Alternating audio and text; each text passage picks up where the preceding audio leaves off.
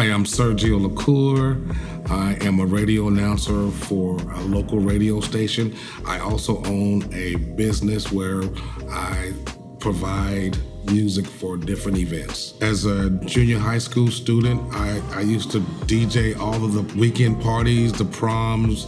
One particular time, my cousin and I called the radio station, and it was a show called Roll Call. So you would call the radio station and say, "Hey, I'm Sergio, and I go to this school." We called and did a rap.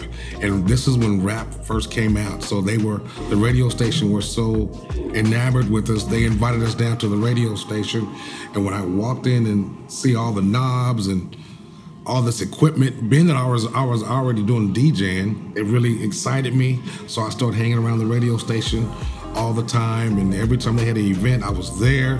So I learned everything I could there. And when I became a senior in high school, I learned about a radio station in Seattle. So I came to Seattle for my senior year from Tulsa, Oklahoma, to go to Nathan Hale High School to work for KNHC Radio. And ever since then, I've worked in radio stations in Portland, Oregon, Atlanta, Georgia, Waynesboro, Georgia, Tulsa, Oklahoma.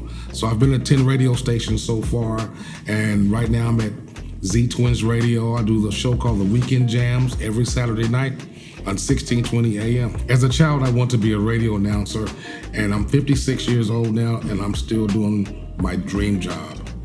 My company, we've been in business since 2011. Every year, since I'm a radio announcer, we have a lot of corporate events. People will hire us for corporate events or even clean and sober projects. We would, volunteer our time. Also, there's some nonprofits.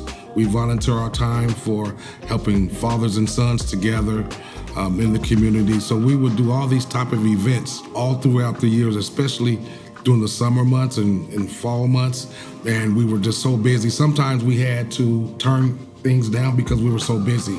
When COVID hit, everything stopped. Our finances, all the events, all our DJ equipment collected dust. It was zero income. So that affected us as a small company of color. We have 3 employees that affected us completely because that income was taken away from us, as well as there was no events for, even if we want to volunteer to do events, those were gone. So it affected our company.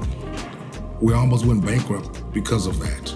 Being a sole proprietor, that kind of hindered us because we work pretty much off of 1099s, and when we applied for these type of assistance, we just didn't get the opportunity to get those funds as a company that's a larger company that was more and more established in the LLC realm.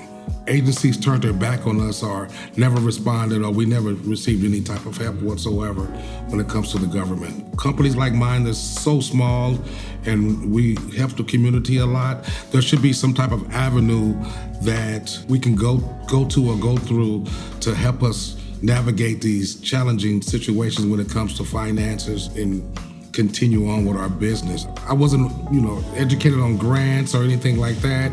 I'm not familiar with how to go to the federal government and really have someone sit down and talk to me and treat me as a person, instead of a name on a piece of paper. So I think that one-on-one contact would help small businesses like mine stay healthy, stay in the community, and participate in helping the community grow. Black Arts Love, they educated me here recently on certain type of grants, being a sole proprietor that we can apply for. And if we get these type of grants, my plan is to purchase more equipment, upgrade the equipment in case the COVID comes back or something, a pandemic comes back or something like that, so we can do things remotely or virtually because we don't have the resources to do that.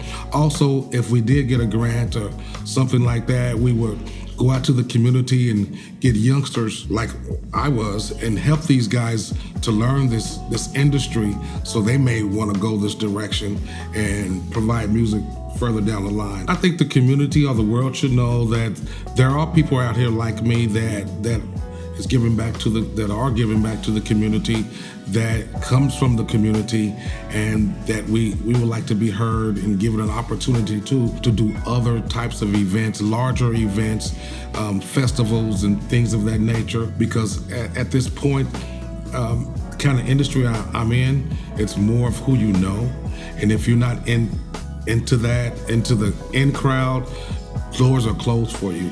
So I would think that I would hope and pray that large organizations, large nonprofits could look around and search for the sole proprietor, people like me who gives back to the community, but we're never heard. For the last 10 years, we've done so many events where we didn't receive a dime, but we're giving back to the community because these agencies, these nonprofits, were helping out the community in Rainier Beach, Rainier Playfield, in the central area. We did so many events that we did not get paid, but we were giving back to the community. Having us do that, those people got to know us.